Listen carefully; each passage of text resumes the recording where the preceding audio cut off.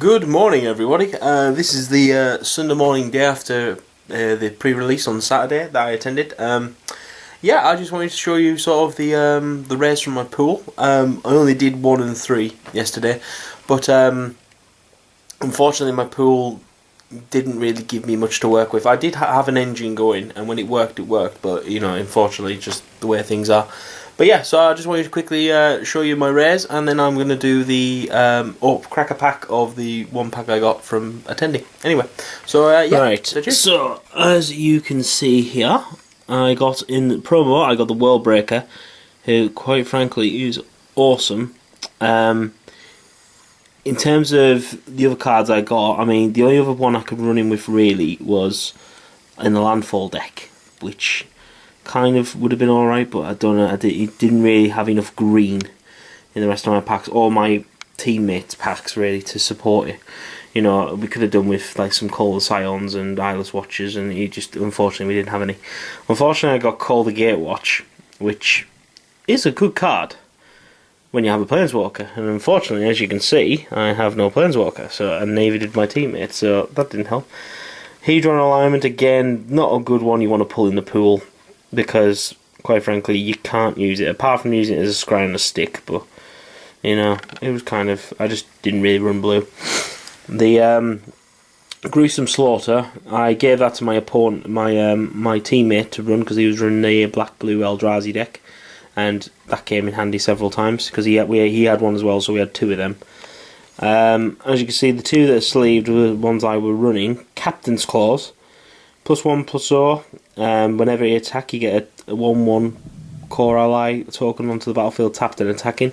Again, in an ally deck, this will trigger Rally. It's fantastic in my opinion. It was really good.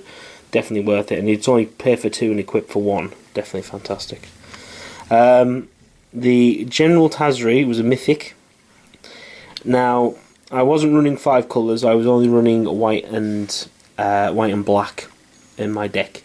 And I'm going to show you the engine as well, which is quite sweet. But yeah, the way it works is, General Tazri, I mean, I was just using it basically for 5 mana to go fetch parts of my engine that if I didn't have them already. So, very useful in that respect and definitely good. So yeah, what I'll do first is I'll show you how the engine works, and then, we'll go from there. Okay, so, all you lovely people, as you can see, this is my engine. Now, basically, this all hinges around Cliffhaven Vampire. He's an uncommon, 2 colourless and a white and a black. He's a 2/4, which is good, so he's a good blocker, but he's flying. Whenever you gain life, each opponent loses 1 life. Now, in terms of Two-Headed Giant, that's 2 triggers, because you've got 2 opponents. The other part of an engine is Essence Depleter. Now, he's 2 mana and a black for a 2/3, Eldrazi drawn. He's devoid, but when target opponent loses 1 life, you gain 1 life. So you use that ability to target waste, and I had 3 types of waste, so I could trigger him 3 times. Ondu War Cleric is 1 and a white. Cohort, tap an untapped ally you control and gain 2 life. And the final part is a Vampire Envoy.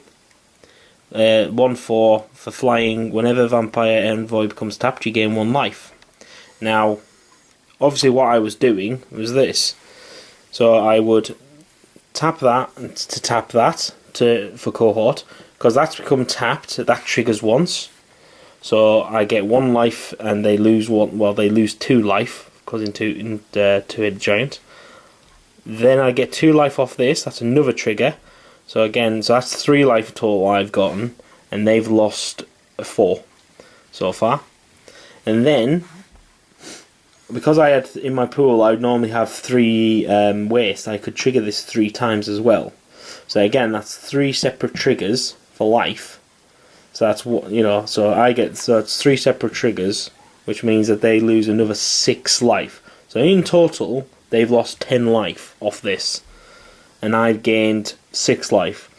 At one point, we were in game 1, we were fighting, and to be fair, these are 2/4s, so you can still block with these, but I would just trigger off with the engines. And the benefit I was getting was they were they were triggering, and we were down to 14 life, and then in 2 turns we managed to get back up to 30. just from this engine. I mean, they were taking 10. You know, we got them down to, I think at that point they were down to 11 health.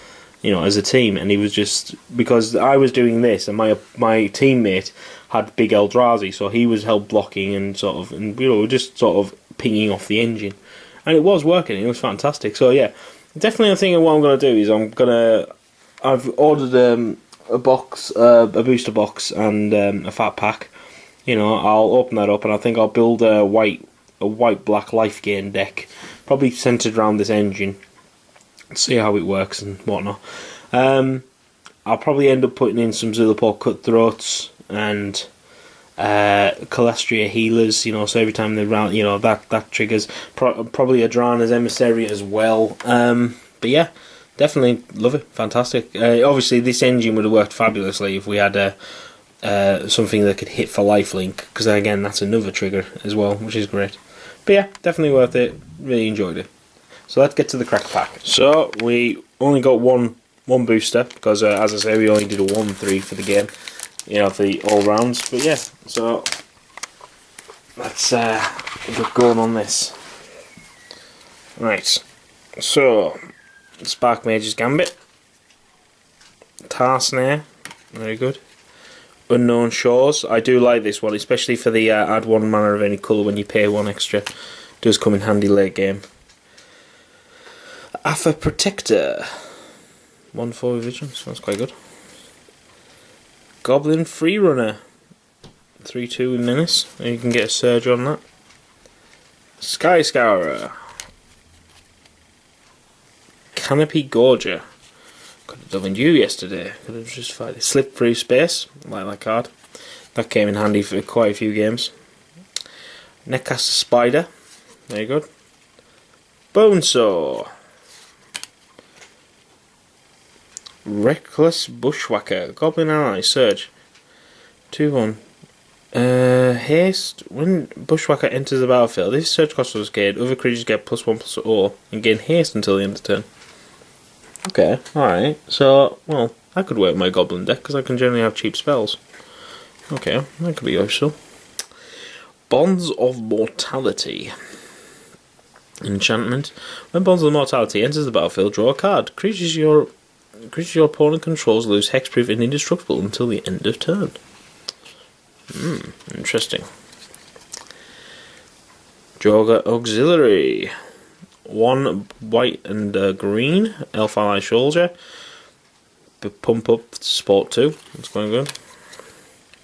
Oath of Jace is the rare. Yay. 2 and a blue. When Oath of Jace enters the battlefield, draw 3 cards and discard 2 cards. At the beginning of your upkeep, scry X, where X is the number of planeswalkers you control. And a mountain. And a Knight Ally token. So anyway, yeah, so that's the pack. Yeah.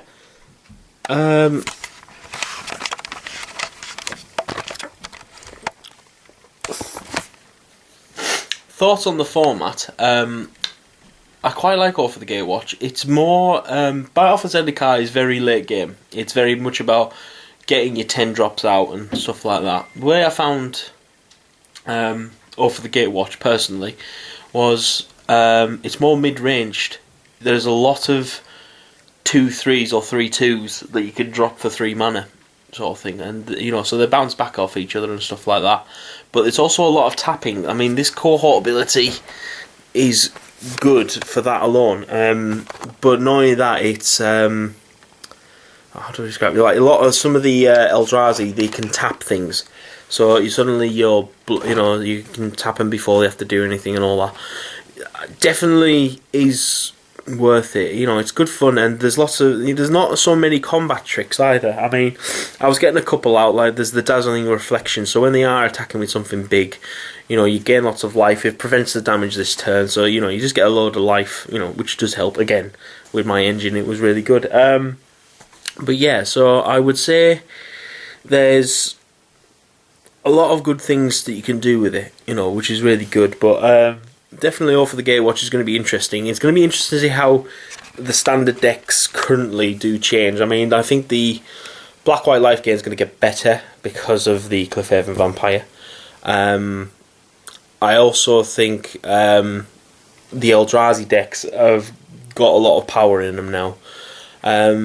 Possibly, I would say blue-black is gonna be more powerful than blue-red, but red still got some good things in it, and it's, you know, I mean, to be fair, I like Over the Gatewatch. It's got a load of things that are releasing that covers in a lot of my decks that I run. So there's some elementals in there that I need for my my EDH commander deck. There's goblins in there, which are like the Goblin Dark Dwellers. Gotta have at least 2 or 3 of them going into my my modern goblin deck, because I can just recast lightning bolts and everything that I want. Yeah, there's lots of good things coming, and I can't wait. Obviously, there's no black Oath or anything like that, but then again, we got Then again, we got Shadows of Innistrad coming out, so whether they're going to do something with that, that'll be interesting. So yeah, I look forward to it. So yeah, thanks for tuning in, guys, and yeah, remember to like and subscribe to the channel, and yeah, see you guys soon. Bye.